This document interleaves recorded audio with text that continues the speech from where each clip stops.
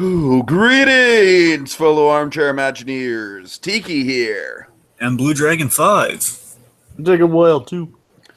And welcome to another thrilling installment of Tiki's Universe. That's right, it's the show where we recap and respawn to a whole bunch of current animated programming. All right, folks, we are back.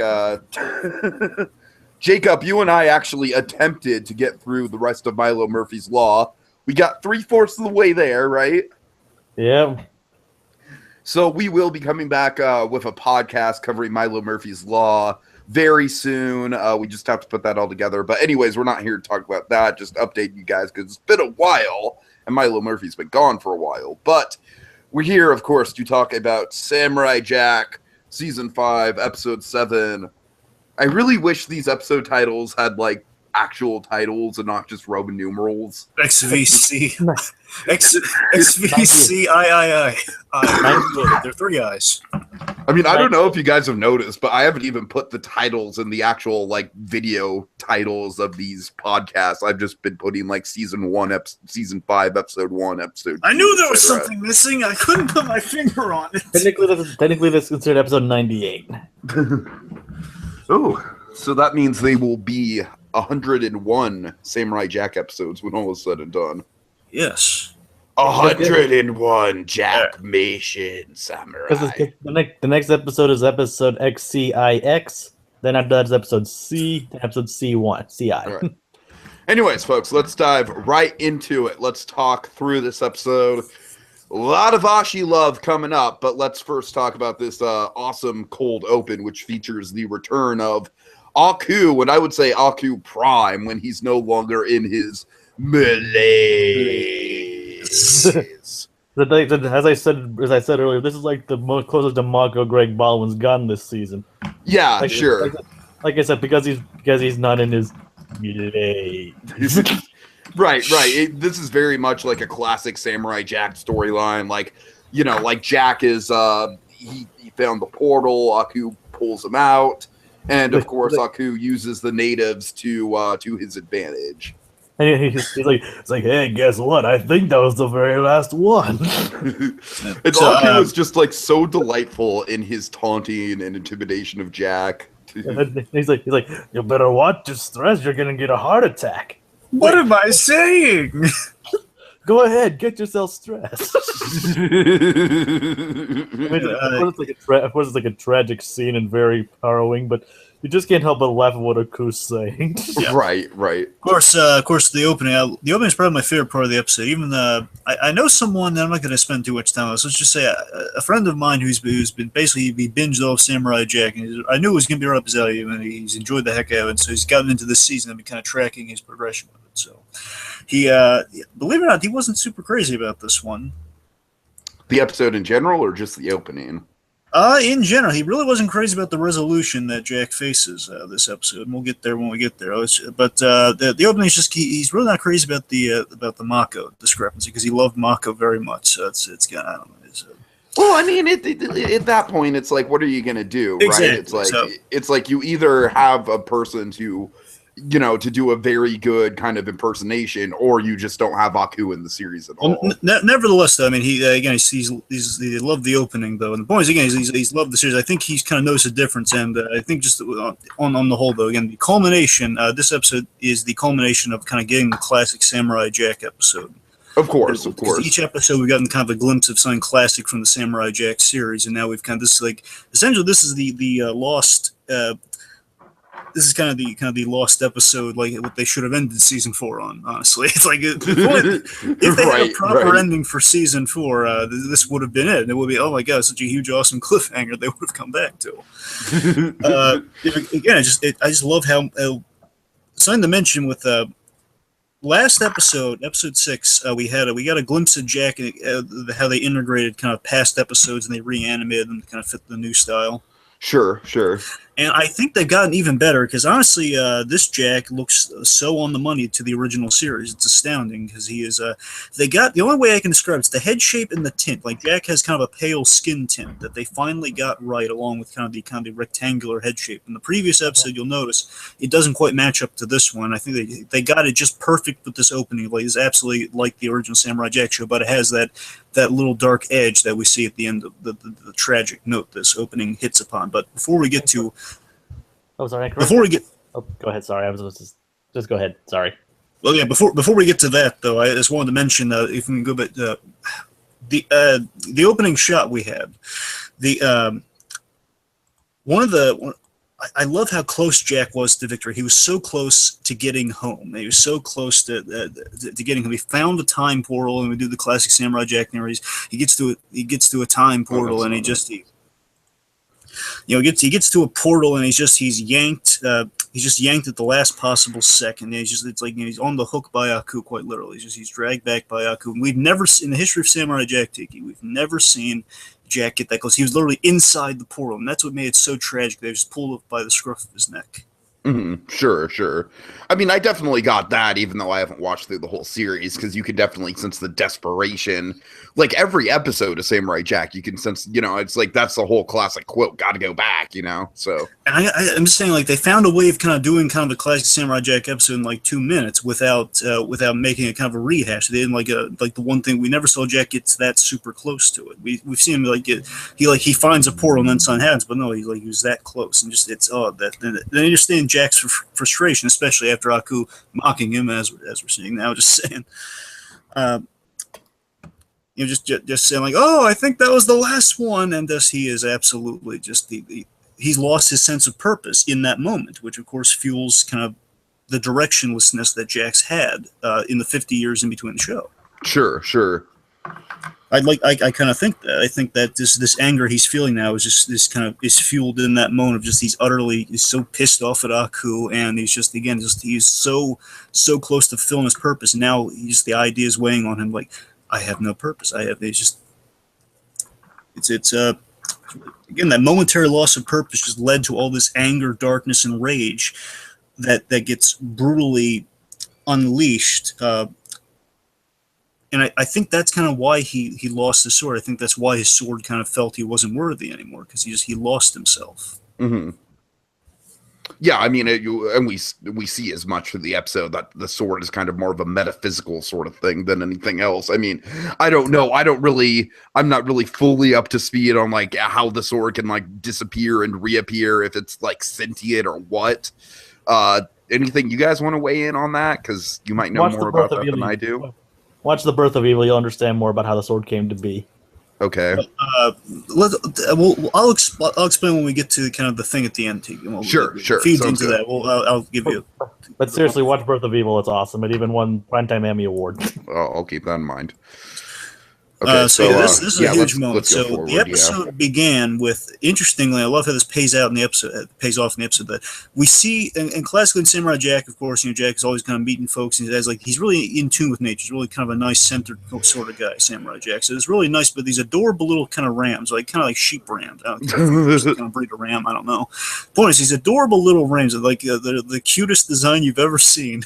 They lead Jack to the time portal. They show him his way. They show him his way home. How nice is that? And there's really cool setting and everything. I love how we come back to the setting, by the way. Perfect.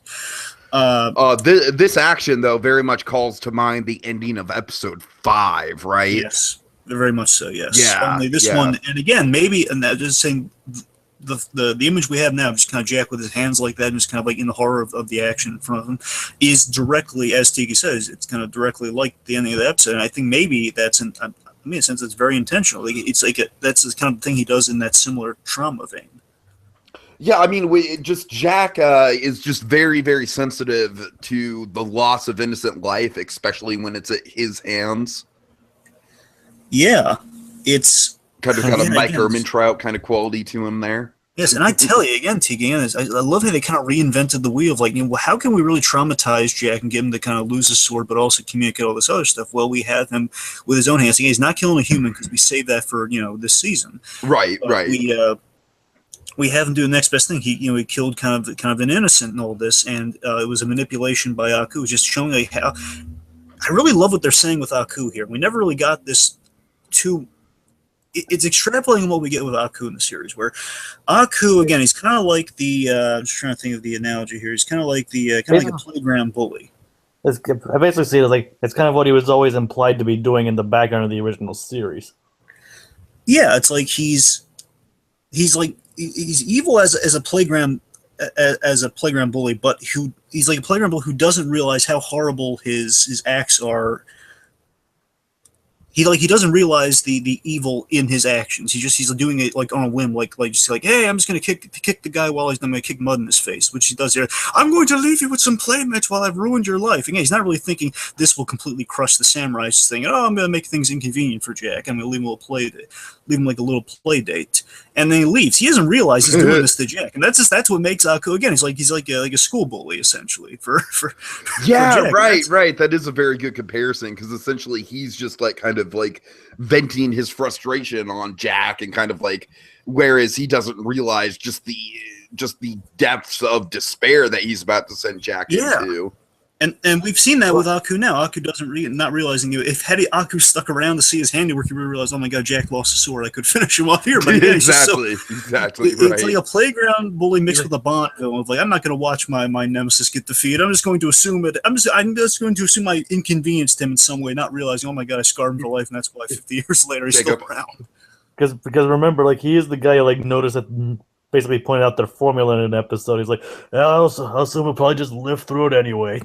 right. Yeah. And again, I just think it's kind of a fascinating thing of like, real evil coming from just kind of ignorance of evil. Mm-hmm. So we transition that into the present day, and then and then we get kind of Jacob, you were telling me this episode did have some Lord of the Rings influences, and one of the big Lord of the Rings influences is this giant baby eagle thing that they're riding around in to get to a hole in a mountain. Very, very Tolkien-esque there. In addition to the fight sequence later on. Of course. I love how visually haunting the ram skull and like these little reminders here and there, and all these like little looks in this scene are. Like they're still there after all this time, reminding Jack of what happened. Yeah, exactly. Again, like the perfect kind of haunting imagery, and I also love that in that flash we got. I want to say way back in episode 2 when we saw like kind of Jack's perspective when the sword fell. Again, like kind of those little mystery elements of like we're seeing what happened. I love that it linked up exactly what we saw here. Only it was a little bit more. The scene was colored differently, but it was like the same. Thing was like he's reaching down when he lost the sword. And of course, this is the hole where the sword fell. Of course. Yeah. So I like how it's all kind of melding neatly together. It's kind of neat. It's all threaded nicely. So essentially, Jack kind of realizes that the sword he didn't lose the sword. The sword left him, right? That's the correct phrasing on it. Pretty much. Yeah. Yes. So which also again got a really good reaction shot from Ashi. By the way, I just wanted to mention that too. Speaking of Ashi. So in turn, we have Jack going into meditation mode, and while Jack is in meditation mode, we'll get back to his meditation mode later. But we have, oh my god, we have wow. Do you guys see how I love this character? I am absolutely like in love with this character. So let's talk through it. Of course, we have to set it up a little where the thing that we saw in the promo, the great I'm gonna go up the mountain to kill the samurai. What's it to you? But I love how it's like we see the scale of the army, and the army is just like literally like it's wrapped itself completely like halfway up this mountain, and then also like all the way like out into the horizon. It's like a huge army. And and yet Ashi manages to destroy every single one with her bare hands. Yes. Yep. I mean, she uses some of the spears against them, but for the most part, it's with her bare hands. Oh my god! You'll notice, even though this is like kind of an exaggerated shot right here, I mean, you'll notice that guy's without a head. right. All of these guys are without heads. They've all been technically their heads are kind of rectangular, but it looks like they're without their heads. I wouldn't put that past her if you left them got really horribly mangled. Of course, I think the highlight for me comes right at the beginning when she's just like pushing through all of them, and that's just like, oh yes, Ashi Like- kicks so much ass. Oh my god. It's like a bulldozer going So- through. It's almost like a bulldozer going through bowling pins. Yeah. And meanwhile, So some- Jack's enjoying a nice cup of tea with Howard Hamlin. Yeah, Like, Hamlin's you know, just there he saying, went "Oh, into the hey, spirit world like, hey, Jack, I'm your spirit guide. What's up? Name's Howard Hamlin. All right. And that'll be the one Howard Hamlin joke I make this episode. I promise. Okay. Because poor Yeah, Jacob's just out of the loop with that. But So Ashi, real quick, something to hit upon with Ashi. Yeah, Like, Ashi's continuing on her arc. She's kind of this great student of Jack's ways since the episodes. Kind of in between the episodes. With the bird bonding, kind of homage and kind of the ram bonding. So again, it's showing we're having all these little visual touches. Okay, she's acting very much like Jack. So she's very much a student of Jack versus a student of Aku. mm-hmm. She still has, as we saw in the previous shot, she still has a lot of darkness to process through. And, like Jack does in this episode, like he's done the past couple episodes. And I think there's like kind of a build to like how he's kind of been processed like suicidal thoughts, and now he's kind of processing through his anger. So it's kind of boiling down to the essence of what the issues are. I think there was a question that raised with Ashi's story. I think we should kind of address I think what's kind of raised with Ashi is the kind of necessary violence for necessary times when that's called for. Basically like the violence in which he was trained at, with. I mean, that's definitely how she's able to take care of that orc army so fast. It's just through the training. Yeah. It's like horrific how she deals with that army, but it is effective at the same time. Again, she learned that through kind of being a daughter of Aku, but it's kind of it shows you how kind of a neat blend she is, where she's like she's harnessing her darkness in a way that is like kind of through Jack's honor system and with a respect for. Almost kind of like a dark passenger sort of thing. in a way, yes. In a way, it's kind of like what if Hit Girl it's kind of like a Hit Girl sort of thing. Almost. Right. It's like Hit Girl with an honor code. That's kind of what I'm looking at here. Just kind of uncontrollable, kind of like just can kill anything. So let's talk about the editing for a second, because I love how the episode cuts back and forth from like the brutal action to just like the most mundane stuff that we've probably ever seen on the show. just meticulous. Like we spend like a good minute and a half to 2 minutes of just Jack making the cup of tea. And that's just no, I'm not going to do it. I'm sorry. I'm not going to reference Hamlin again. But you know what I'm saying, though. It's like I think it's very clever, the fact that this episode is so rooted with action, and yet they're able to to give us those precious minutes of storytelling to just the most mundane of mundane, just to kind of make the point of like the contrasting journeys that these two are on. I think you're absolutely right about that. The editing is such a brilliant juxtaposition with the edits in this episode. It's probably one of the most memorable elements of it, I'll be honest. Like in the opening and the editing, I think it's just definitely the two standouts of the episode, if you ask me. Of course, building... what I love about the editing, too, as a device with our storytelling, so I do address here, is I love how it's not only just is it comedic, which again fits kind of Tarkovsky's kind of his style, like kind of all this. His style is also kind of have like a lot of like great action, like usually kind of like the speed of like someone's like trying to land the blow and they have like someone just doing something very casual and then they right, yeah, you saw that a lot in Powerpuff Girls too. Yeah, exactly. You hear that actiony whistling sound you have like when like a blow's about to be sure they. And someone's like la di da di da di da. It's that kind of that humor Tarkovsky has, but I love how the story relevance I'm getting is that.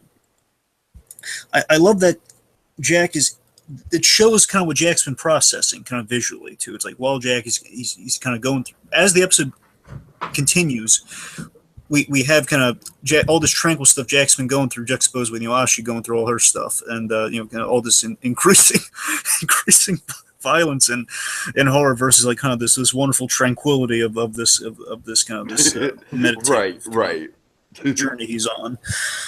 And, of course, by the end, Jack then gets into kind of a thematic battle with himself, as Ashi gets into kind of a battle with kind of herself through the priestess.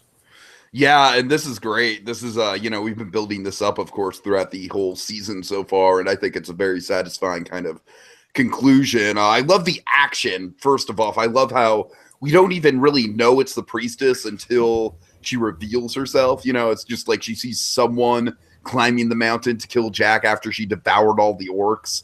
Like, I shouldn't say devour. That's a poor choice of word. That is a very poor choice of words. I'm saying all the violent stuff she did. That we just want to be clear. She did not consume any orc or lizard flesh. Right. The better word would be demolished. Yes. Thank you, Jacob. Or decimated. Yes. That too. And this has been Tiki's Vocabulary Hour. All right. Where's Lemony Snicket when you need him? Oh, God. Right. This episode has been brought to you by the letter D. Yes. So with Audrey, I like the drive of her battle here with the priestess. She's been with all of her stuff that she's been given an immediate purpose to. It's like how Jack has a purpose of getting back in time, saving his people. She's been giving a kind of an in the moment purpose of she's still kind of going this by the seat of her pants. Like what's next? She keeps asking what's next. What do we do next? And Jack's kind of giving her kind of a mission. Okay, you guard my body while I kind of I look for the sword, and she does it very effectively and single-handedly wipes out an entire army. And then, of course, the biggest, again, much like Jack here, again, like kind of the biggest thing is kind of the internal battle while the actual battle is going on here. Oh yeah. With the priestess.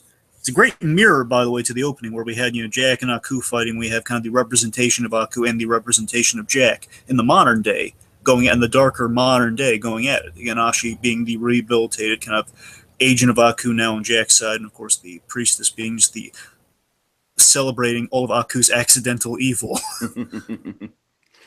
Sure. So we end this battle with a devastating blow by Ashi. I love. I'm sorry, go on. No, go ahead. I love the. It's not entirely resolved, which I think we're going to get some in the next episode. Man, we don't necessarily have to. I would assume they're going to kind of still touch upon us because the show's been there's been a lot of great aftermath in this season. That she makes a very, very direct in the moment choice, a very traumatic choice to kill basically her mother or Jack. And bear in mind, of course, she has her issues with her mother. And it's no surprise that she does what she does, but still, it's a big choice to kill your own parent because again, she mentioned calls her mother. I mean, she throws that arrow right at her mother to save Jack in the moment. Mm-hmm. If she wanted to just kind of defeat her, not kill her, I mean, that was an option she did not have in that moment. She kills her own mother, which again is bound to have some sort of effect on her. Sure. And we see her. It's like we see the trauma of this knocks her out. Like, I mean, it could, it's definitely like probably like the mix of the trauma and like the physical trauma of going through all those orcs, but but still, this is something that just like it causes her to like lose consciousness. It's so traumatic. Yeah. I also love again just the cleverness here. Look. Sorry. Go ahead. I was gonna say I like the battle kind of started with kind of like the priestess with kind of this black blade, kind of much like kind of the coating and everything. Those of Aku and agents of Aku have it was like a black coated dagger thing, and she had the apparently really sturdy, really I guess steel sharp ram's horn. To do battle with. Right. I'm not questioning logistics. It's otherworldly. Maybe it's like in theory, like in this mythical future, the rams that were like really strong in the horns. I don't know. Oh, my point is, I like that we have a representation of again Jack's kind of biggest regret versus kind of a symbol of what Ashi is, just kind of this blade kind of coat, it's like melted with this black ash on it. Which again, that's Ashi. That's all the daughters of Aku represented with that dagger. It's kind of like again Jack's kind of regrets versus Jack's kind of coming around versus someone who's stuck in the past. Sure. Can we just say, in essence, we're past all that. Can we just say how strong she must be in order to throw an arrow and puncture somebody? Right. I'm sure we just saw her decimate a bunch of orcs with her bare hands, but it's another thing to throw an arrow through somebody and kill them. Well, to be fair, I just want to make it clear again, we don't know if she's dead.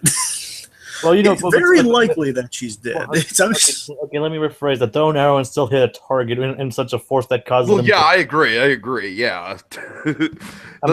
That's kind of like the feudal, like the ancient warfare equivalent of like tossing a bullet and shooting someone. You know what I mean? I just wanted to say that when you guys got done. I just want to ruin your guys' talk of symbolism. Sure, symbolism. Okay, so speaking of symbolism, yes. Let's talk about the monk in general, though, because I don't think we talked about the monk. I don't think we have. This is terrible. He is terrible. I thought the monk was a cool device because now Tiki, this is something we also get in Jack's backstory. Essentially, Jack kind of had the Batman experience where he trained around the globe, so he's trained with like all sorts of kind of eclectic, kind of like multicultural figures. So again, he's always been kind of this great ambassador of cultures because again, he's trained in every form. That's why Jack's so good at everything. You know, he's skilled in archery. Samurai Batman. In essence, yes, he's skilled at throwing. He's skilled at like kind of archery, skilled like all sorts of stuff. And again, I like kind of here it's kind of Jack's kind of Zen sort of like he's very kind of the guy who goes and asks for hot water at the bar sort of kind of mentality. Right. All the tea making, which again, I'm sure Howard Hamlin gives a big old thumbs up to. I like the message of the monk here. The monk basically was communicating here is Jack is on the right path. I mean, he's doing what the whole this tea tastes terrible. This is terrible. That was exactly what Jake said. What he's communicating there is that, hey, I know you're doing everything right. I mean, you're on the right path and all, but again, you're held back. It's kind of like the Dark Knight Rises thing. Like he's held back by the rope. Sun directly is holding him back. He's disassociated from himself from his purpose. In the thing that disassociated himself from his purpose in the first place, which again was that he got his eye was off the ball, thinking this purpose was gone. He just kind of let loose, and all his anger got the better of him, and had like a horrible cost. And that is just again, it's less the fact that he killed those rams. It's the moment before when he kind of took his eye off the ball, when he just lost his cool like that. That's what's holding him back. Again, not the violence. And his anger violence is necessary sometimes. And his anger manifested into a Mad Jack or the inner Jack, which basically made him, as he put it, imbalanced. Yes. Rendering the sword, like making him lose the sword in the process, lose himself even more as he basically delving deeper into madness.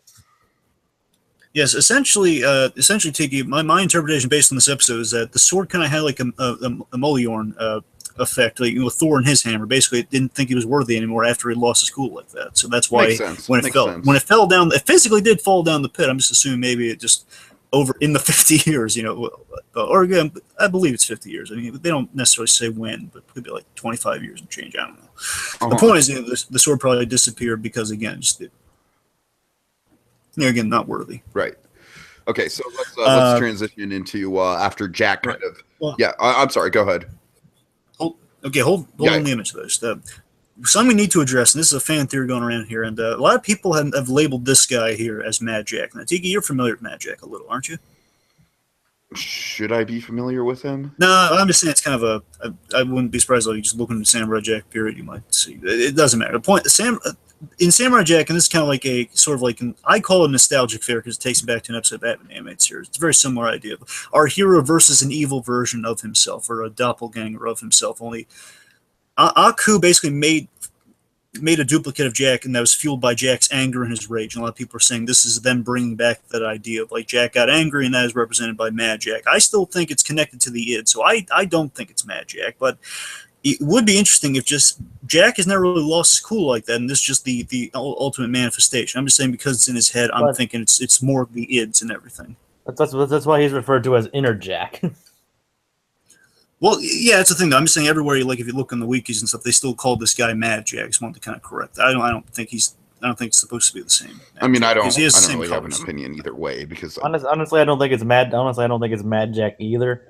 I'm just saying a lot of people are just kind of blindly labeling. I just want to say I don't think it's that. I know you guys don't. Okay, fair enough. Basically, the only thing they have in common is the red. Right. Yes. Okie dokie. Sorry. No, go ahead. Just on with the angry kind of id of Jack here. This kind of the inner Jack here we're working with. Again, I think it's kind of a cool extrapolation of a build of what we've been building with all of these guys. Because the first one was very much just the honestly I'm tired, let's kill ourselves. The next one was kind of like the kind of the more somewhat psychotic Jack, kind of the Joker looking one that Tiki brought up the episodes ago. Just kind of the the whole like we should stop with the creepy. They're like different personifications of like Jack's inner demons at different points depending on the situation. Exactly. And then the one following that was kind of the most kind of like the one when he and Ashi were stuck inside the giant monster. That one. that one, of course, seemed to be like, minus the color scheme, was that looked the most like kind of Jack classically looks, and that one was just very, very direct. Was that just very much just kind of like, he's like, let's just cut Ashi loose. I mean, hey, she's gone. It's a cynical Jack, and this one, of course, was just what all of those have at their core, what stems from all of them. Just this Jack, he claims, I did what was necessary, which of course would have led to a dead Ashi had that been true. Had he just did what was necessary. And also a dead Jack, because he basically wanted him to kill himself. Well, absolutely. I'm just saying again, this one just kind of taking up for like, hey, all the horrible stuff we did, all the things they've been done to keep us to keep us alive. But again, had that been true, then he would have just let Ashi die way back when. You're right. You're right. He would have killed everyone. It just would have put an end to everything. And as Jack defeats him, just kind of realizing what he is, your anger told me back. We need balance, which of course gets rid of him. He raises an interesting question. You need me, and I gotta wonder again. It's kind of this violence thing. If Jack kind of realizes he needs to kind of, it's not a bad thing to kill humans, but again, as long as it's like kind of you give him the fair warning beforehand. He raises that question. He raises that statement. You need me as he disappears. I wonder if we're going to see Mad Jack again at some point. We might.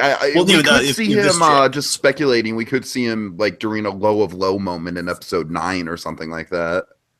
You know what I'm saying? Like Jack might need to tap into this guy, tap into this anger to defeat Aku. Maybe that might be an issue we get raised. I don't know. And quite frankly, it kind of did happen rather quickly. They said you could have realized this sooner, but now it's like, oh, suddenly you're holding me back, and now you're gone. And this is this is the thing my friend has an issue with. And again, I don't agree with him. I'm saying he has an issue with like kind of how this was easily resolved. And I kind of see his point, but I think again it's been building. So I think it's been building since at least episode 5, if not before then. Yeah, I mean, everyone has an opinion. Yeah, so, sure. I do see that. Well, let's go through the rest as quickly as we can. So as Jack makes peace with things, we get these familiar faces. Yeah, now guys, exposit this to me as quickly as you can. These are the guys who created the sword for Jack's father in the birth of evil. Okay. To be more specific, these are like the Egyptian. The eagle is the Egyptian god Ra. The guy in the center is Zeus, the king of the Greek gods. No, it's Odin. It's not. Oh, it's Odin. Odin from Norse gods. I'm sorry. Yeah, it's Odin. Sorry, I got confused. And Vishnu from Indian mythology. Okay. Rama. Basically, many years ago, like before time, really, just a formless mass. They was floating through space and causing trouble, so they decided to stop it. One small mass went to Earth, formed a black tree, and eventually became Aku. Jack's father was tasked to stop it, and they created the sword form, basically. Gotcha. The meaning behind this is that now they've chosen Jack to stop. They've deemed Jack specifically worthy, because Jack's father just handed the sword down. These guys, like, they deemed, you're worthy. You can stop Aku. Now you're all balanced and everything. So we're gonna give you your sword back, kind of put you back on the right track. And this is like basically kind of a rebaptism for like Jack being like the back on track, as being your classic Jack again.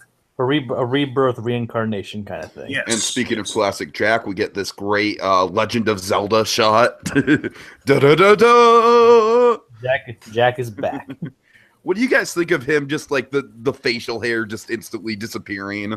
You know why I don't have an issue with it. I don't have an issue with it because we had this cool stylistic thing where so Ashi's knocked out. So for all we know, this is actually happening to the physical body, but we're not seeing. We're kind of melding things, and the fact that we don't have a witness to this, I think, makes it better. Okay. I mean, it raises less questions. Okay, maybe it physically happened, or if you want to be really, really technical, the hair fell out and blew away, and it's just the clothing was up. It was the gods did it to him. That's what happened. They did it. Okay, and then we get. I officially want these two cute kids to get together. All right. Now you do. Yeah. Wait. It's Tiki. Mayako says, "No, remember Tiki? No, I do not want that. Like, screw that. I don't remember." I remember. I've changed my tune. All sorts of nasty things to us too. I've changed my tune, and I officially am dubbing it Joshi.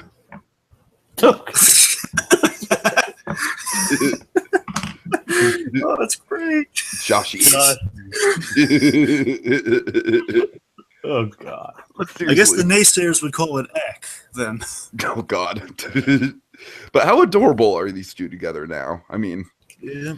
I don't know. I guess it's just taken a couple episodes of character development and them working together for me to really get on board with it. Then again, let's be clear. I could go either way, and I think we. Because it was really like only the last. Because it was really like only the last episode. You were like, no, I don't want to see it. Right. Yeah, we could go either way, and I think we'd still be happy. But again, like, it wouldn't hurt to get these two. Give Jackson, he killed baby rams. Oh, Come God. on, give him some happiness, man. Just give him like someone dies so he doesn't die alone. And heck, according to the upcoming descriptions for some of the episodes, it kind of hints at something's going to happen between them or something. Like there's at least a relationship, like a friendship or something between them that gets closer in the next few episodes. Okay. And of course, Jack yeah. is busy. I love that the guy on the very left. I love that he's just like, oh, he's like one guy's alive. right. She didn't kill everybody. She just like left one guy barely alive. Mortally wounded. Yeah. So here's what's gonna happen to this guy. We're gonna get a whole nother secret episode on the DVD of this guy where a wolf came and found him. And then Soda's licked his wounds, and he had like a whole hallucinatory vision. Oh, it was a whole thing. He's like, she's not trying hard. Like she just left him alive. She just left one alive. Like how many men? And then it becomes like a born again orc, and it's a whole thing. Okay. Remember, how many men do you need to deliver a message? So then the episode ends with Jack, of course, claiming, now we go for Aku, which, God damn it, that's what we've all wanted to hear for 7 episodes. So yes, all right. He's regained his purpose. He's regained everything. His sword is the sword's a big deal. His sword, he's got his classic look back, and now he's off to stop Aku, because again he's been kind of like, he hasn't seen the point in going up against Aku, but now he does. Now he's got, again, Ashi's kind of the ultimate symbol of like what the fight against Aku, what she did, what Aku's just presence has done to this poor kid. Sure. And then speaking of Ashi, let's close on this image, because we all love Ashi, and I feel like this image just personifies our love for Ashi very well. So final thoughts, or do you want to get into some brief spec? Yeah.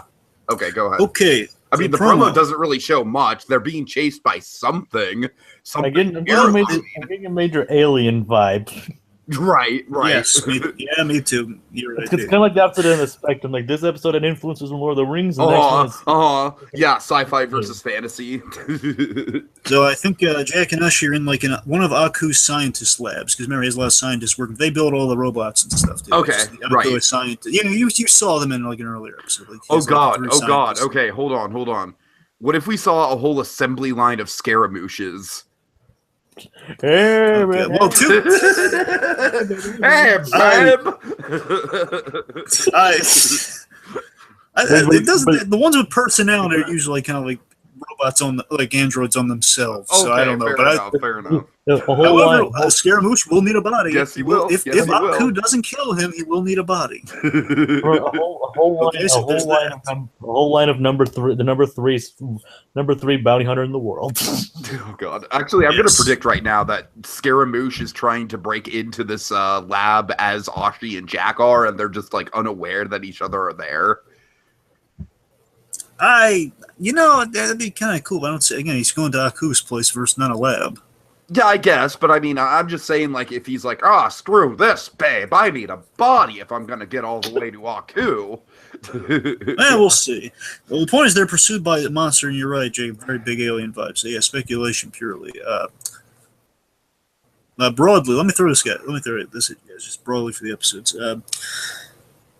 Okay, I think episode 8, the next one, we're going to go to the city. They go to a lab to find Aku, at least find like an address on Aku, a lead to him somehow. Okay, right. Scientist lab, simple correlation. Jack's follow a lot of robots. Figures, okay, the scientists build the robots. That's how we find our way to Aku, tracking them by the scientists. I think the ending of next episode I think we're going to have 2 things. The B story, I'm convinced, will be Scaramouche arriving in Aku, and then, as I've been calling this whole season, just Scaramouche arriving in Aku, says, Aku, babe, the samurai, Jackie Poo, he lost his sword. And, like, just as Aku's springing into action, like, Jack's actually going to have his sword. I think we're going to set that up for, like, 9, that's when they run into each other again. So I think the ending of 8, basically... Scaramouche is just going to be decimated by Aku. Yeah. He said he didn't have his sword. You lied to me. Aku, No, it's babe, not you like gotta that. Aku, believe babe. me. Seriously, imagine this. Like, You said you didn't have basically, we to. take You're useless. yeah, like imagine this. We kind of take a big step with the both of them. Where Jack, I'm thinking by the end of the next episode, the Scotsman's daughters or the Scotsman, the Force Ghost Scotsman, are going to find Jack, and they're going to lead him to Aku for episode 9, and Aku's going to be on the path to find Jack. Thanks to Scaramouche at the end of it. 8. So 9 is going to be, I think. Well, actually, I'm sorry. Scaramouche is going to be on the way to find Jack. The Scotsman is going to point Jack to the time portal, which will lead us to episode 9. Scotsman, yeah. So I think the Scotsman is going to lead Jack in episode 9 to the Guardian's portal, the last portal that Aku doesn't know about. Okay, I could see it. Cool. Then I think just that episode's going to boil down to Aku stops Jack from using the Guardian's portal, and then episode 10 is going to be our big climax. It's going to be Jack, and I think we're going to address this. We haven't really talked about this at all. Jack questioning if he should go back or not, because at this point, again, if he bonds with Ashi, you got to wonder he's going to erase Ashi from existence. Of course, right. So I think Jack's going to have a moral dilemma. Of course, the question is Jack going to go back, and if he doesn't go back, could it be for a reason? God, the thought of either Jack or Ashi dying or being erased from existence at this point is heartbreaking. I'm saying, think of it. If Jack goes back, Ashi's gone. Yeah, you're right. Yeah, but it would also free the entire world from the history of Aku as well. I mean, I think Jack would ultimately make the decision to go back, Dragon, but I do see your point of like it'd be a very conflicted decision. I mean, Ashi but could even at like, the same time, Jack could fix the future and just kind of leave the past behind. Yeah. Or for some reason, Ashi could go with him in the past, but that would still erase her existence if he goes with that. Well, I mean, unless it goes with the whole theory of like a time travel, the time fixes itself around the mistake, and she still survives or something. I don't know. All right. Anything else for Spec, or should we jump into final thoughts? That's all I got for Spec. Okay, final thoughts. I guess I'll start on my end. This is a very, very solid episode. It's kind of like I don't know. There's something about like I love Jack and Ashi interacting with each other, so it was cool to see them kind of like literally like in the same location but having completely different experiences. Like that was a fun sort of change of pace from the episodes. Of course, really, really great action. I feel like this episode had some of the best action of the season so far. Between Ashi with the orcs and then with the battle with the priestess, really great action. Set stuff up well.